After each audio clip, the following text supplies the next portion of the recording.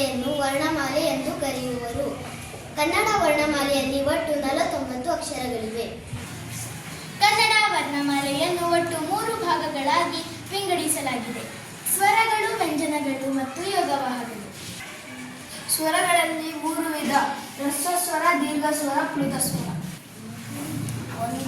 ಒಂದು ಹ್ರಸ್ವ ಸ್ವರ ಎಂದರೆ ಒಂದು ಮಾತ್ರ ಕಾಲದಲ್ಲಿನ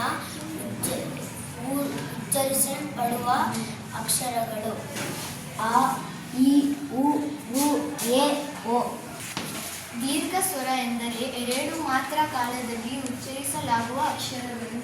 ಆ, ಈ, ಉ, ಎ, ಐ, ಓ, ಔ. ಪ್ಲುತ ಸ್ವರ: ಆ, ಲ. ವ್ಯಂಜನಗಳಲ್ಲಿ 2 ವಿಧ: ವರ್ಗೀಯ ವ್ಯಂಜನಗಳು, ಅವರ್ಗೀಯ ವ್ಯಂಜನಗಳು.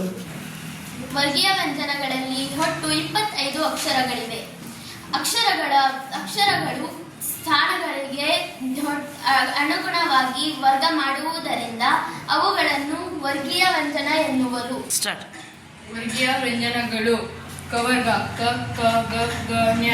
ಚವರ್ಗ ಚ, ಚ, ಜ, ಜ, ನ್ಯ. ಟವರ್ಗ ಟ, ಟ, ಡ, ಡ, ನ. ತವರ್ಗ ತ, ತ, ದ, ದ, ನ. ಪವರ್ಗ ಪ, ಪ, ಬ, ಬ, ಮ. ವರ್ಗೀಯ ವ್ಯಂಜನಗಳಲ್ಲಿ 3 ವಿಧ: ಅಲ್ಪಪ್ರಾಣ, ಮಹಾಪ್ರಾಣ, ಅನುನಾಸಿಕ. ಕಡಿಮೆ ಉಸಿರಿನ ಸಹಾಯದಿಂದ ಉಚ್ಚರಿಸುವ ಅಕ್ಷರಗಳೇ ಅಲ್ಪಪ್ರಾಣ ಅಕ್ಷರಗಳು. ಕ, ಚ, ಟ, ತ, ಪ. ಗ, ಜ, ಡ, ದ, ಬ. ಹೆಚ್ಚು ಉಸಿರಿನ ಸಹಾಯದಿಂದ ಉಚ್ಚರಿಸುವ ಅಕ್ಷರಗಳು ಮಹಾಪ್ರಾಣ ಅಕ್ಷರಗಳು. ಖ, ಛ, ಠ, ಥ, ಹ. ಗ, ಘ, ಛ, ಧ, ಧ, ಬ. ಮೂಗಿನ ಸಹಾಯದಿಂದ ಉಚ್ಚರಿಸುವ ಅಕ್ಷರಗಳಿವೆ ಅನುನಾಸಿಕ ಅಕ್ಷರಗಳು. ನ್ಯ, ನ, ನ, ನ, ಮ. ನಿರ್ದಿಷ್ಟವಾಗಿ ವರ್ಗ ಮಾಡಲು ಸಾಧ್ಯವಿಲ್ಲದ ಅಕ್ಷರಗಳೇ ಅವರ್ಗೀಯ ವ್ಯಂಜನ. ಯ, ರ, ಲ, ವ, ಶ, ಶ, ಸ, ಹ, ಳ.